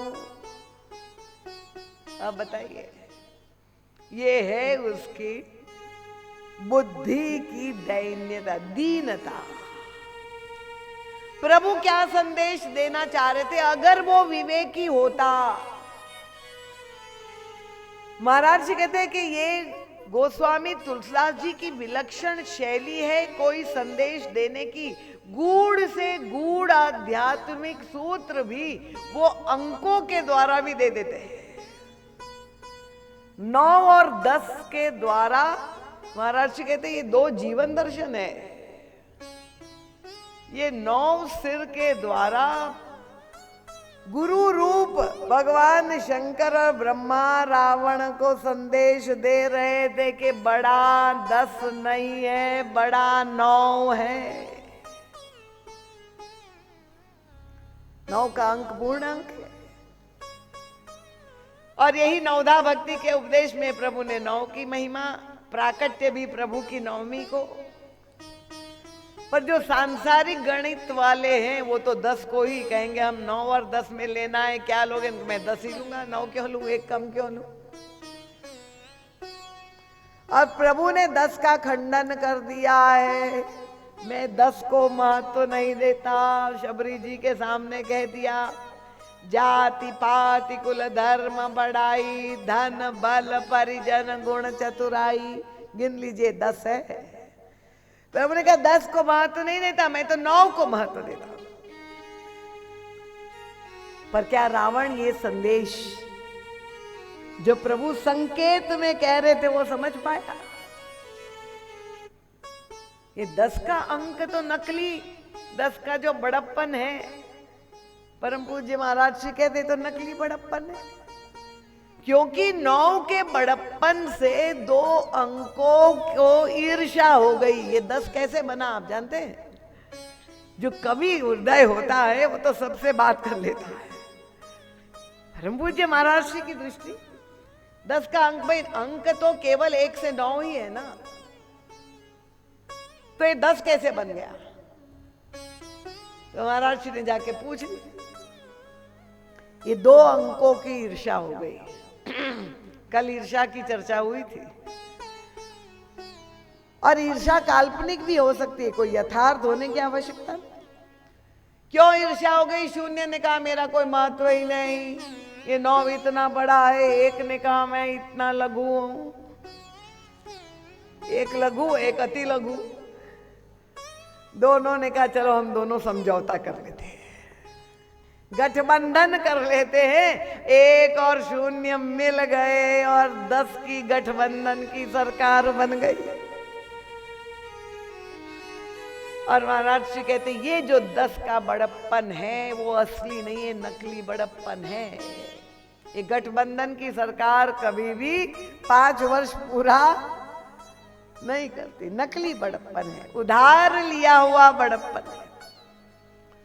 तो रावण की ये बौद्धिक दरिद्रता है, वो अपने 10 पर घमंड कर रहा है और अंत में अपनी बुद्धि के द्वारा ही उसने अपना सर्वनाश कर दिया। मांगा क्या प्रभु से? हम काहू के मरई न मारे। अरे भले मानुष, जहां साक्षात भगवान शंकर घनीभूत विश्वास के प्रतीक खड़े थे, उनसे विश्वास मांग लेता। जहां ऋषि किशोरी जी उनके पास उपलब्ध थी, उनसे भक्ति मांग लेता। पर उसने क्या मांगी? वही ये नश्वर देह की अमरता। क्यों? क्योंकि ये राक्षसों का जीवन दर्शन ही है देहवाद, भोगवाद। 10 इंद्रियों से हम अपने शरीर में को सुख देने के लिए भोग की सामग्री, सुख की सामग्री अधिक से अधिक मिल जाए और ये देह अमर हो जाए तो पूरा जीवन हम भोगते रहे। हम काऊ के मरई न मारे, यही मांगा और नतीजा क्या हुआ? प्रभु ने कहा ये संभव नहीं है। तब रावण ने अपने 10वें सिर की चतुराई का प्रयोग किया। समझता है कि भगवान को भी मूर्ख बना सकते। उसने कहा ठीक है, बंदर और मनुष्य को छोड़ के कोई मुझे नहीं मार सकता। उसने कहा ये तो दोनों मेरे भोजन हैं, वो मुझे क्या मारेंगे। और देखिए जब भगवान शंकर लौट के गए और पार्वती जी ने पूछा, आप गए थे बड़े उत्साह से अपने चेले के पास, क्या वरदान मांगा उसने? भगवान शंकर ने अपने मुंह से क्या कहा? पार्वती, रावण मरण मनुज कर जाचा। रावण ने मृत्यु मांगी, मनुष्य के हाथ मृत्यु मांगी। ये निश्चित हो गया कि रावण जब भी मरेगा तो वो मनुष्य और बंदरों के द्वारा ही मरेगा। इतनी घोर तपस्या करने के बाद लाखों वर्ष तक अगर कोई अपनी मृत्यु मांगे, ये कोई मांगने की वस्तु है? ये तो निश्चित है। पर इसीलिए हम लोग रावण की भर्त्सना करते हैं, रावण का पुतला जलाते हैं और रामराज्य की कथा करते हैं। तो ये बुद्धि प्रधान साधक, बुद्धि की विकृतियों से बचने के लिए वो भी भरत जी महाराज के साथ चित्रकूट की यात्रा कर रहे हैं। क्योंकि भरत जी का जो विवेक है, गोस्वामी जी ने लिखा, क्या व्याख्या करूं। भरत चरित्र नाम का जो ग्रंथ है, धर्मसार भरत नाम का जो ग्रंथ है, आप अवश्य पढ़े। समाप्त तो हो गया था तो फिर जो है कुछ भक्तों ने विशेष अनुरोध किया तो मंगवा लिया गया है। उसमें महाराज श्री ने वो संपूर्ण चर्चा भरत जी के विवेक की है कि जहां हिरण्याक्ष महारानी कैकेयी की आंखों में लोभ रूप, अयोध्या के सिंहासन का लोभ, ये हिरण्याक्ष का लोभ जहां महारानी कैकेयी की आंखों में बैठ गया था, और जिस तरह से पृथ्वी को उसने जो है चुरा लिया था, उस समय वाराह अवतार हुआ और पृथ्वी को बचा लिया। सतयुग की कथा गोस्वामी तुलसीदास जी भरत जी महाराज के विवेक की तुलना वराह से करते हैं कि भरत जी महाराज के विवेक ने ये अयोध्या का के साथ उन्होंने जो महारानी कैकेयी ने ग्रसित हो गई थी लोभ से, वो बचा लिया। तो परम विवेकी भरत जी महाराज, उनके साथ आप बुद्धि प्रदान है तो भी चल करके प्रभु को प्राप्त कर सकते। और ये रथ पर जो चल रहे दिखाई दिया, रथ भी जा रहे, गुरुजन बैठे हुए रथ पर बैठकर सवारी चित्रकूट की यात्रा कर रहे। रथ पर बैठने के अधिकारी कौन है?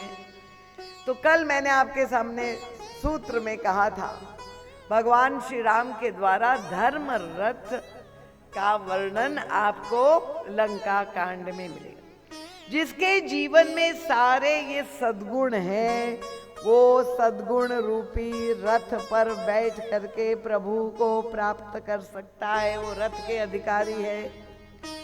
और पालकी, ये चौथी सवारी, सबसे आनंद में पालकी की सवारी वाले, क्योंकि बैठे हुए हैं और 4 कहार ढो करके ले जा रहे हैं। ये कौन सा? महाराज श्री ने कहा व्याख्या करते हुए, पालकी की सवारी कौन है? उनके भक्ति मार्ग की ओर इंगित कर रहा है। भक्त लोग पालकी में बैठ करके चित्रकूट की यात्रा कर रहे हैं। किसके आधार पर? उनका प्रभु के नाम, रूप, लीला और धाम, यही 4 कहार है जो पालकी को ढो करके और ले जा रहे हैं। तो सबके लिए जिन्होंने साधन रूपी सवारियों का प्रबंध किया, वे भरत जी महाराज किस सवारी पर बैठ करके जा रहे हैं? और तब दिखाई दिया कि भरत जी महाराज तो पैदल चल करके जा। तो क्या सवारी कोई बची नहीं थी अपने लिए? अभी कल हमारे लालजी भैया कह रहे थे कि महाराज जी तो अनादिकाल से मर्सिडीज गाड़ी की यात्रा करते थे। तो जिसके पास जैसी सवारी हो वैसी सवारी पे व्यक्ति जा सकता है, जिसका वो अधिकारी हो। पर जो पैदल कौन जाएगा? अब जिसके पास कोई सामर्थ्य नहीं है पर फिर भी लाजपत भवन आना है तो वो 11 नंबर की बस पर चल करके आए। तो भरत जी महाराज जब पैदल जा रहे हैं, ये सब अयोध्यावासी सवारी पे बैठ गए, सब चलने लगे। अचानक ध्यान गया कि हमारे राजा कैसे किस पे चल के आ रहे, और कानाफूसी हो गई कि भरत जी तो पैदल आ रहे पीछे। तो देखा देखी सबने अपनी सवारी छोड़ दी कि जब राजा पैदल चल रहे तो हम कहां से सवारी पे चल सकते हैं। कौशल्या अम्बा बैठी हुई थी पालकी में, उन्होंने देखा ये बात और बड़ी सजग है। कौशल्या अम्बा ने अपने कहारों को कहा कि जहां भरत चल रहे हैं वहां मेरी पालकी ले जाओ। और भरत समीप राखी निज डोली, राम मातु मृदु बानी बोली। भरत जी को बुला करके कौशल्या अम्बा ने कहा, तात चढ़े रथ बलि महतारी, होई है प्रिय प्रजा दुखारी, तुमरे चलत चली है सब लोग, सकल शोक कृष्ण नहीं मगज। बेटा तुम्हारा देखा देखी सब पैदल चल रहे हैं, सब में वो सामर्थ्य नहीं है, सब थक रहे हैं। बेटा मेरी मान जाओ, गुरुदेव कहते थे कि तुम्हारे अंदर सारे धर्म के सद्गुण हैं, तुम रथ पर चढ़ जाओ बेटा। अब भरत जी महाराज बड़े व्याकुल, क्यों? अब मां की आज्ञा है तो मर्यादा का पालन करना है, रथ पर बैठना ही पड़ेगा। पर रथ पर बैठ करके भरत जी की स्थिति क्या है? भरत जी क्यों पैदल चल रहे थे? क्योंकि भरत जी का तो पूरा ध्यान वहीं पर केंद्रित है कि राम लखन सिय बिनु पग पदहि, करि मुनि वेश फिरहि बन बनहि। उनका हमारे प्रभु पैदल चल रहे, हमारी भाभी श्री राजकुमारी इतनी कोमल और उनके चरणों में कांटे चुभ रहे। उनका राम लखन सिय बनहि सिधाए, हम कहां गजरथ बाजी बजाए। मेरे प्रभु जहां पर पैदल चल के जा रहे, मैं सेवक, मेरे लिए पैदल नहीं, इनका सिर भर जाओ उचित समोरा, सब ते सेवक धर्म कठोर। मैं सेवक, मेरे स्वामी पैदल चल के जा रहे और मैं घोड़ा हाथी और रथ पर बैठ कर जाऊं। उनका नहीं, ये मेरे लिए उचित नहीं है, मुझ में किसी भी प्रकार का सामर्थ्य नहीं। भरत जी अपने आप में पूर्ण निस्साधनता का अनुभव करते हैं। सबसे बड़ा दोषी अगर किसी को मानते हैं, ये मैं सब अनर्थ कर रहे थे, भरत जी कहते हैं। महारानी कैकेयी को कोई दोष नहीं देते, वो कहते ये सारा अनर्थ अगर उन्होंने किया तो किसके लिए किया, क्या उनको प्राप्त हुआ? उनका लीन विधवापन, अपजस आपू, विधवा बन गई, अपयश हो गया। आज तक कोई अपनी कन्या का नाम कैकेयी नहीं रखता, त्रेता से कलयुग तक। तो उनको क्या मिला? उनका नहीं, समाज को तो दिया। उनका क्या दिया समाज को? लीन विधवपन, अपजस आपऊ, दीन है प्रजहि शोक संतापू। पूरी अयोध्या को शोक और संतप्त कर दिया। महारानी कैकेयी को न लेना आया न देना आया। ये सारा अनर्थ जो हुआ वो केवल मेरे कारण हुआ। मुझसे बड़ा मोह समान को पाप निवासी, जेहि लगी राम सिय बनवासी। ये भरत जी महाराज की अंतर व्यथा है, उनके चिंतन का वो स्तर देख लीजिए। और इसलिए वो कहते कि मेरे लिए पैदल नहीं, मुझे तो उल्टे चलना चाहिए, सिर नीचे और पैर ऊपर, ऐसे भी चलूं तो भी कम है। पर माँ ने कहा कि बेटा तू रथ पर बैठ जा। अब भरत जी महाराज देखिए उनका शील, माँ की आज्ञा है, बैठ गए रथ पर रथ पर बैठ करके नहीं निश्चिंत हो गए, हाँ सारी थकान खत्म हो गई। रथ में बैठे बैठे आत्मग्लानि से पीड़ित है।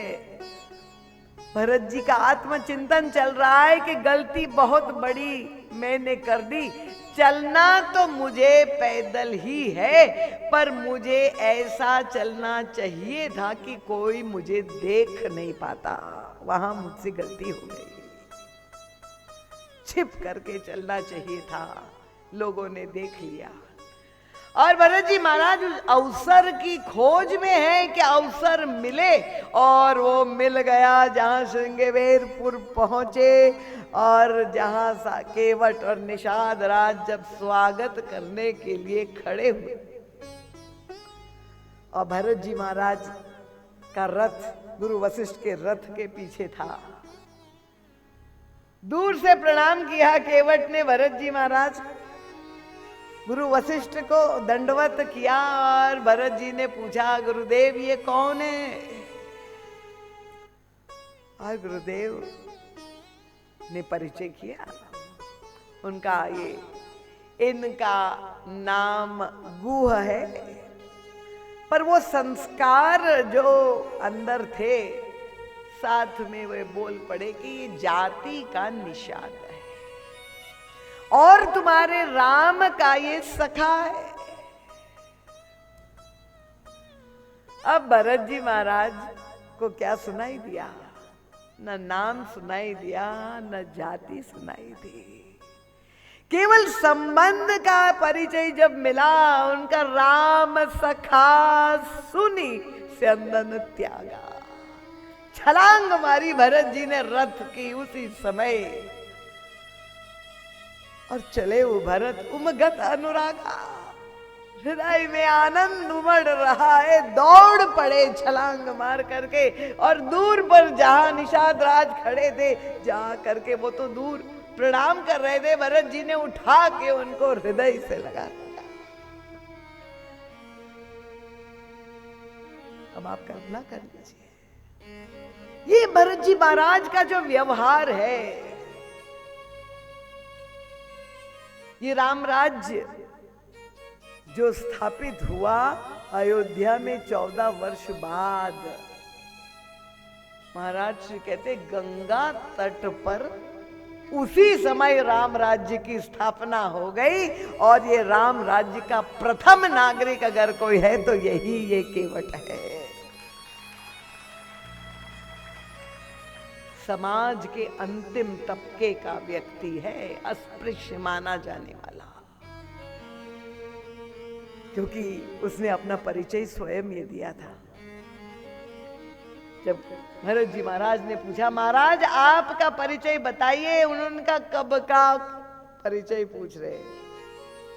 उनका पहले का परिचय ये है, कपटी कायर कुमति कुजाति, ये मेरा परिचय है। सारे समाज ने मुझे तिरस्कृत किया, छूत माना, लोक वेद बाहर सब भांति, ये मेरा पहले का परिचय। पर उनका अभी ये पुराना, अब की स्थिति क्या है? उनका राम की नापन जब ही ते भयउ भुवन भूषण तब ही ते।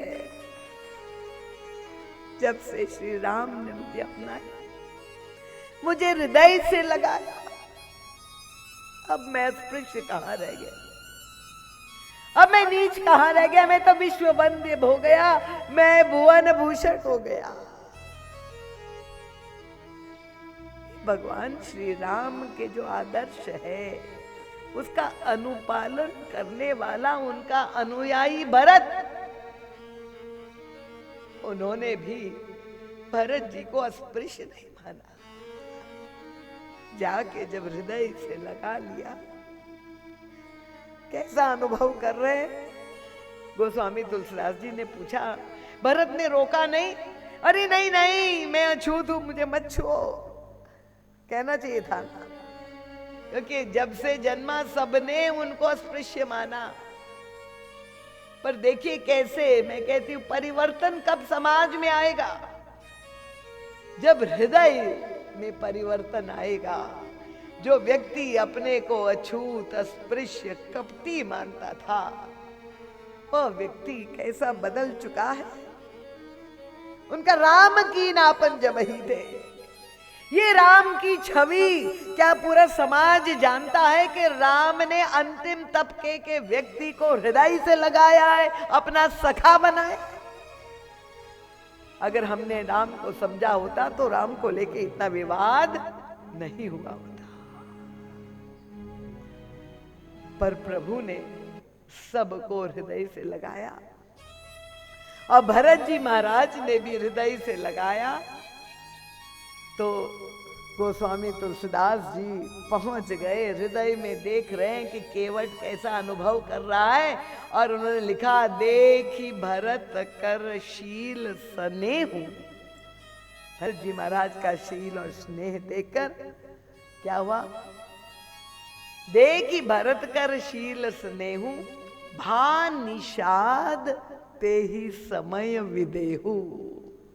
निषाद राज उसी समय देह भाव को भूलकर विदेह हो गए। जहां देह की सत्ता समाप्त हो गई, एक देवी ने कहा, हम ट्रांसेंडेंटल मेडिटेशन करते हैं। अगर करते हैं तो करते रहिए, हम रोक नहीं रहे। पता नहीं कौन सा मेडिटेशन कर रहे हैं, पर यहां तो दिखाई दे रहा है ऐसा ट्रांसफॉर्मेशन हो रहा है, जहां देह से विदेह व्यक्ति हो रहा है। उनको पता ही नहीं, भरत को अपने भरतत्व का भान नहीं, निषाद को अपना निषादत्व का भान नहीं। पूर्ण प्रेम दोनों के हृदय, जहां स्पंदन हुआ भरत जी के हृदय के अनुराग का, तो उनका हृदय भी पूरा अनुराग से भर गया। केवल राम और भरत के मिलन में वो पूर्णता नहीं, या निषाद और भरत के मिलन में भी वो पूर्ण प्रेम ऐसे बदल गए। और तब श्रृंगबेरपुर में उसी समय भरत जी ने निषाद राज का हाथ पकड़ लिया।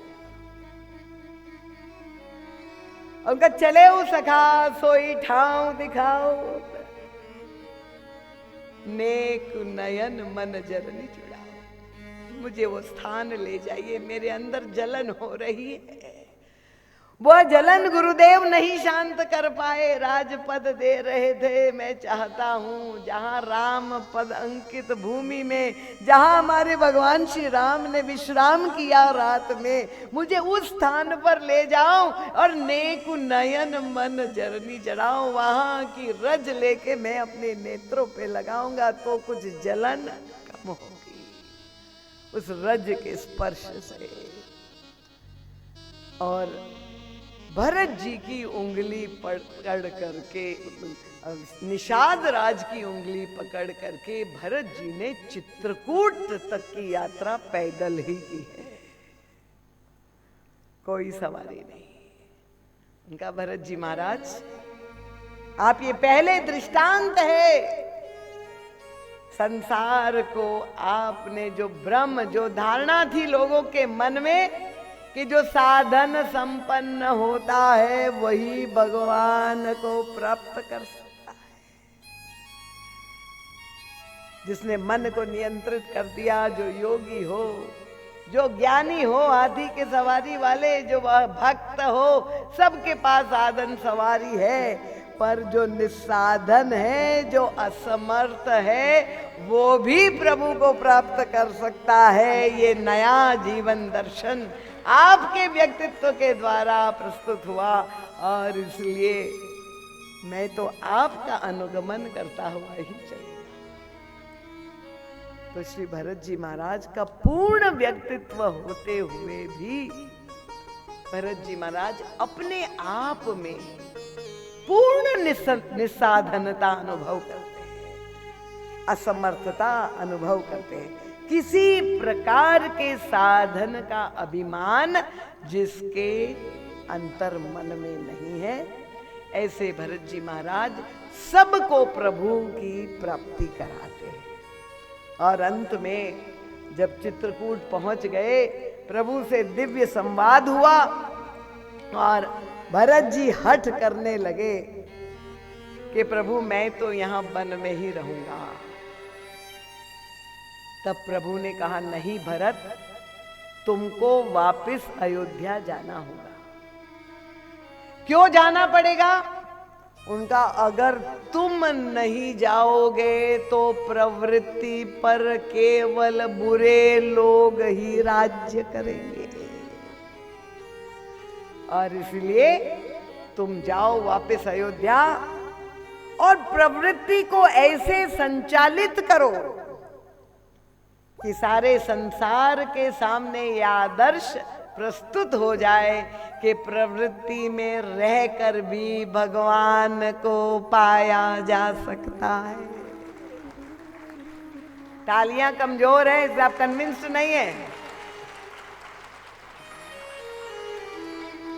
तो ऐसे भरत जी महाराज सार्वकालिक आदर्श है। प्रत्येक व्यक्ति भरत जी महाराज के साथ चल सकता है। और महाराज जी के भरत चरित्र नाम के जो ग्रंथ है, ऐसे अद्भुत ग्रंथ है जिसे महाराज जी ने भरत जी महाराज के साथ पूर्ण तादाद में स्थापित करके वह ग्रंथ लिखे हैं। अवश्य आप ये ग्रंथों का लाभ ले। आज बहुत ही अधिक समय हो गया। मैं कल कथा का विश्राम दिवस है और जो संभव हो सका उस पर यत् किंचित प्रकाश डालेंगे। प्रभु की कृपा होगी तो फिर यहाँ मिलेंगे। और आप निरंतर वर्ष भर इस दिव्य रस और आनंद में डूबे रहना चाहे तो अवश्य महाराज जी की जो कथाएं मोबाइल में चैनल पर पे जो YouTube के द्वारा नित्य प्रति भेजी जाती है, वो चैनल के साथ जुड़िए, वहाँ लाइक सब्सक्राइब आप करिए और निरंतर ये आनंद में आपको अवगाहन करने का ये अवसर मिलेगा। 4 चैनल है रामायणम आश्रम की, वो महाराज श्री राम किंकर जी के नाम से, वो चारों चैनलों से आप जुड़ सकते हैं, महाराज जी के सत् साहित्य का लाभ ले सकते हैं। इन शब्दों के साथ आप सबके चरणों में बार बार नमन वंदन करती हूँ। प्रातःकालीन प्रार्थना अनुष्ठान में आप सब लोगों को निमंत्रण है। 9 से 12 श्री राजीव जी अग्रवाल के निवास पर एग्मोर विला रानी घाट पे आप लोग आ करके प्रातःकालीन ठाकुर जी के दरबार का भी दर्शन कर सकते हैं। और जो भी साधक अभी तक 8 दिनों तक नहीं आए, कल का अंतिम अवसर है इस साल का, तो आप अवश्य उन सब को आमंत्रित करके हमारे आयोजकों को संतोष हो, ऐसा दृश्य उपस्थित हो, ये जरूर प्रयास करें। आप सबके चरणों में बार बार नमन। बोलिए सियावर रामचंद्र भगवान की जय। आप लोगों का गला तो नहीं बैठ गया है मेरी तरह, कम से कम जयकार करें। बोलिए भरत जी महाराज की जय। पूज्यपाद गोस्वामी तुलसीदास जी महाराज की जय। सत्य सनातन धर्म की जय। भारत माता की जय। बोलिए सद्गुरुदेव भगवान की जय।